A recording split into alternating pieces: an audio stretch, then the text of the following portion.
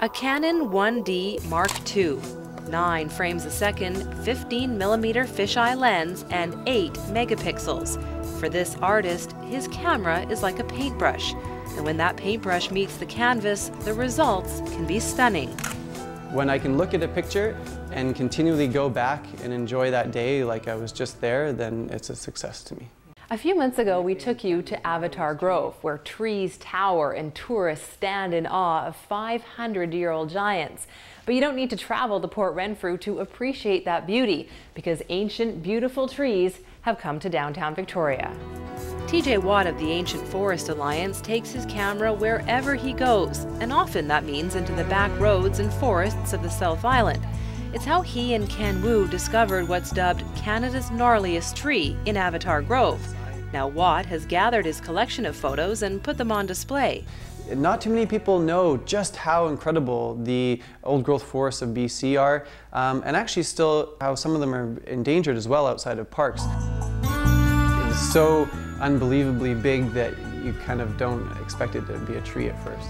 The photos include Canada's largest tree, the Chewat Giant in Pacific Rim National Park, the world's largest Douglas fir, old-growth clear-cuts, and trees as close as Goldstream Park. I just laid down on the ground, and right as I laid there, the sun happened to shine for just a few seconds right through the crack of the tree.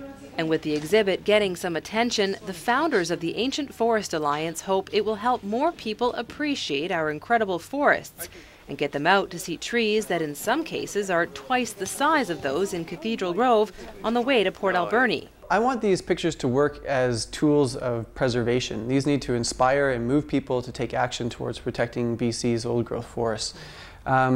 I don't want them to simply live on as memories of what magnificent places we once had. The campaign to protect the 49-hectare Avatar Grove is only about 2 years old, but the Ancient Forest Alliance describes it as a campaign on steroids. So many people were enraptured by it, and now the government has finished their public commentary period, and we'll see in a couple months, whether or not they're going to actually make the area off limits to logging. No promises have been made, but the province is considering adding nearly 70 hectares around Avatar Grove to an old-growth management area, which would stop logging. The ultimate goal would be to get a legislated protected area, a legislated provincial park or conservancy. That's the strongest type of protection. In the meantime, though, we need to quickly get it off limits to logging legally through regulations. And Wu believes the government is getting the message, and he's confident that a decision expected by the province in January will be a positive one. It's just a matter of time until Port Renfrew is recognized around a lot of the world as the big trees capital of Canada. It literally does have the biggest trees in the entire country. The exhibit here at Dale's Gallery in Chinatown is free, but the photos are for sale. It's a fundraiser for the Ancient Forest Alliance. The last day you can catch it is November 24th.